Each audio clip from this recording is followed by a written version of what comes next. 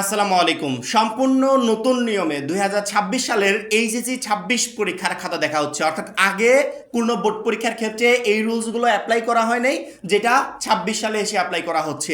Recently আমাদের ২৬ সালে যে এসএসসি পরীক্ষার রেজাল্ট প্রকাশ পেল, ওই রেজাল্টের অবস্থা তো দেখেছো।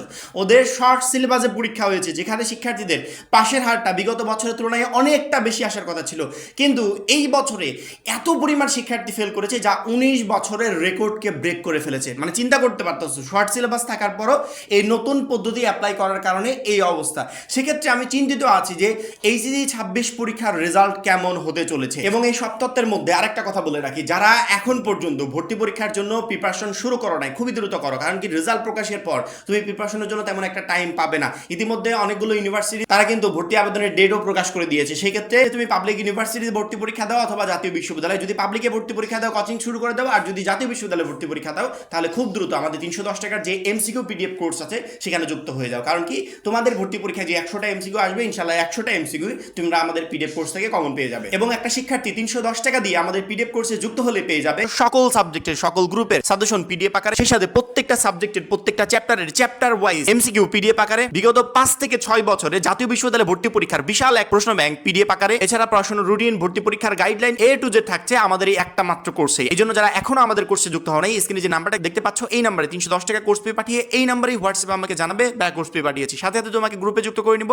তখন থেকে তোমার ভর্তি পরীক্ষার প্রস্তুতি শুরু হয়ে যাবে। এইচএসসি ২৬ পরীক্ষার রেজাল্টের পরিসংখ্যান যদি আমরা দেখি, প্রতি বছরই ৪ থেকে ৫ লক্ষ মানে কমন ৪ থেকে ৫ লক্ষ কমন ফেল যায়। কারণ কি এসএসসি এবং এইচএসসি পর্যায়ে দুইটা হচ্ছে আকাশ পাতাল তফাৎ। এসএসসি পর্যায়ের পরীক্ষাটা যেমন তেমন একটা কঠিন হয় না, শিক্ষার্থীদের সব কিছু ভালো থাকে। আর ইন্টারমিডিয়েট পর্যায়ে দেখো আমাদের রুটিনটা কেমন দিয়েছিল, মানে রুটিনে একটা অবস্থা খারাপ ছিল। রুটিন দেওয়ার পরবর্তীতে যে পরীক্ষাগুলো হলো, পরীক্ষাগুলো একটা ভালো হয়েছে, একটা খারাপ হয়েছে, একটা প্রশ্ন হার্ড ছিল আর একটা ইজি ছিল, এইভাবে কোশ্চেনগুলো করেছে। তো সব কিছু মিলে আমি যদি পরিসংখ্যান বলি, সেক্ষেত্রে ২০২৬ সালের খাতা দেখার ক্ষেত্রেও কড়াকড়ি নিয়ম করা হয়েছে।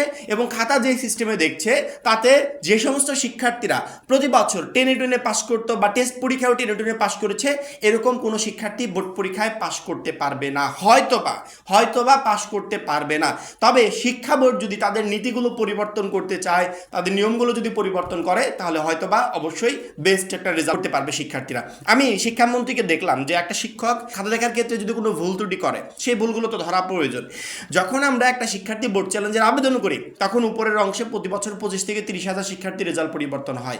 সেখানে শিক্ষামন্ত্রী নিয়ম করলো যে ভিতরের অংশ চেক করা হবে। ভিতরের অংশ চেক করলে মিনিমাম ৫০,০০০ শিক্ষার্থী রেজাল্ট পরিবর্তন হবে ভিতরের অংশ যদি চেক করা হয়।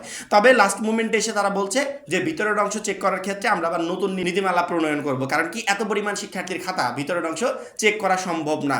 তো সব কিছু মিলিয়ে একটা হযবরল অবস্থা।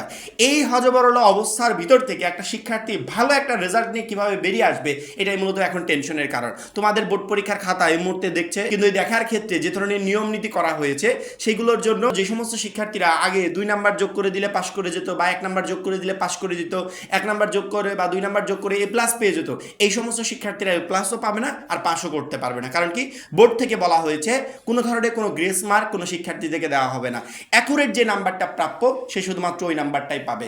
যদি তার প্রাপ্য হয় তাহলে পাবে, আর যদি প্রাপ্য না হয় তাহলে পাবে না। অর্থাৎ কোনো শিক্ষক কোনো শিক্ষার্থীকে যেমন নাম্বার বেশিও দিবে না, আবার কোনো শিক্ষক কোনো শিক্ষার্থীকে নাম্বার কমও দিবে না। এরকম একটা স্ট্যান্ডার্ড পর্যায়ে খাতাগুলো দেখা হবে। সেই জায়গায় আমি চিন্তা করছি, যেহেতু আমাদের লং সিলেবাস, তারপরে যদি এই সিস্টেমে খাতাগুলো দেখা হয় হঠাৎ করে, সেখানে হয়তো বা প্রচুর পরিমাণ শিক্ষার্থীর রেজাল্ট খারাপের একটা সম্ভাবনা থাকে। তারপরে আমরা আশার আলো রাখছি, যদি সব কিছু ঠিকঠাক থাকে, তুমি যদি ভালো পরীক্ষা দিয়ে আসো, অবশ্যই তোমার রেজাল্টটা ইনশাল্লাহ ভালো হবে। এই বিষয়গুলো নিয়ে এখন টেনশন করার কোনো প্রয়োজন নাই। এবং তোমরা জানো যে ইতিমধ্যে আমাদের রেজাল্ট প্রকাশের একটা ডেটও তারা দিয়ে দিয়েছেন, সেটা হচ্ছে ৯ নভেম্বর। ৯ নভেম্বরের ভিতরে আমাদের রেজাল্ট প্রকাশের সম্ভাবনা আছে, এরকম শিক্ষা বোর্ড বলেছে যে আমরা ৯ তারিখের ভিতরে রেজাল্টটা প্রকাশ করে দিব।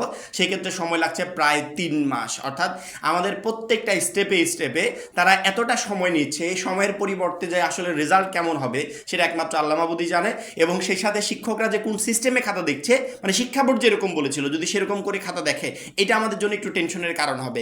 কারণ কি আমরা চাই যে স্বচ্ছ একটা প্রক্রিয়ার মাধ্যমে আমাদের খাতাগুলো দেখা হোক, যেখানে কোনো ধরনের কোনো ভুল ত্রুটি থাকবে না, এবং যদি কোনো ধরনের কোনো ভুল ত্রুটি থাকে সেটা যাতে পুনরায় আমরা রিচেক দিয়ে সেগুলো মূল্যায়ন করতে পারি। তো সব কিছু মিলিয়ে ২০২৬ সালের শিক্ষার্থীরা একটু প্রেসারে আছে, একটু চাপে আছে। কারণ কি তার জ্বলন্ত উদাহরণ ২০২৬ সালে যে এসএসসি পরীক্ষার রেজাল্ট প্রকাশ পেল সেটা। যদি খাতা দেখা নিয়ে এই মুহূর্তে সর্বশেষ আপডেট বলো, তাহলে বলবো যে শিক্ষকরা এই মুহূর্তে খাতা দেখছে এবং আমাদের কাছে সর্বশেষ আপডেট আপডেট অনুযায়ী সবকিছু আপাতত ঠিকঠাক আছে, তেমন কোনো আমরা খারাপ কোনো খবর এখন পর্যন্ত পাই নাই যে এই পরিমাণ শিক্ষার্থী ফেল গেছে বা এরকম করেছে, এরকম কোনো খারাপ নিউজ আমরা পাইনি। আর রেজাল্ট প্রকাশের তারিখ সেটা হচ্ছে 9 তারিখ, তারা বলে দিয়েছে 9 নভেম্বরের ভিতর তারা রেজাল্টটা প্রকাশ করার চেষ্টা করবে, অর্থাৎ লং টাইম সময় লাগছে আমাদের এই রেজাল্ট প্রকাশের জন্য।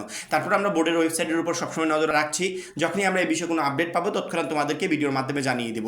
ইতিমধ্যে এইচএসসি 26 ব্যাচের প্রায় 90% শিক্ষার্থী ভর্তি পরীক্ষার জন্য নিজেকে প্রস্তুত করছে। যদি জাতীয় বিশ্ববিদ্যালয়ে ভর্তি পরীক্ষা দাও তাহলে বাসায় বসে তোমার এইচএসসি পর্যায়ের বই, সেই সাথে আমাদের যে 310 টাকার পিডিএফ কোর্সে আমরা যে এমসিকিউগুলো রেডি করে দিয়েছি সেগুলো কমপ্লিট করলে তুমি জাতীয় বিশ্ববিদ্যালয়ে ভর্তি পরীক্ষায় ভালো নাম্বার পেয়ে উত্তীর্ণ হবে। আর যারা পাবলিক ইউনিভার্সিটিতে ভর্তি পরীক্ষা দেবে তারা তো অবশ্যই মাস্ট বি যে কোনো কোচিং সেন্টারে ইতিমধ্যে কোচিং করছে, অর্থাৎ এইচএসসি পর বসে থাকার কোনো সুযোগ নাই। সেক্ষেত্রে তুমি যদি পাবলিক ইউনিভার্সিটি ভর্তি পরীক্ষার্থী হয়ে থাকো তাহলে সেভাবে প্রিপারেশন নাও, আর তুমি যদি জাতীয় বিশ্ববিদ্যালয়ে ভর্তি পরীক্ষা দিতে চাও তাহলে বাসায় বসে সেভাবে প্রিপারেশন নাও। কারণ কি, রেজাল্টের পর আমরা সময় পাবো না, যেহেতু রেজাল্টের পর টাইম থাকবে না, সেক্ষেত্রে আমাদেরকে এখনই নিজেকে ভর্তি পরীক্ষার জন্য রেডি করে ফেলতে হবে। এবং হিউজ পরিমাণ শিক্ষার্থী ইতিমধ্যে আমাদের কোর্সে যুক্ত হয়ে নিজেদেরকে সেভাবে রেডি করে ফেলছে। এই জন্য যারা কোর্সে এখনও যুক্ত হয় নাই খুবই দ্রুত যুক্ত হয়ে যাবে, কারণ কি আমাদের এই একটা কোর্সে তোমাকে প্রত্যেকটা সাবজেক্টে ভালো নাম্বার পেতে প্রচণ্ড পরিমাণে হেল্প করবে। সবাই ভালো থাকবে, সুস্থ থাকবে, আল্লাহ হাফেজ।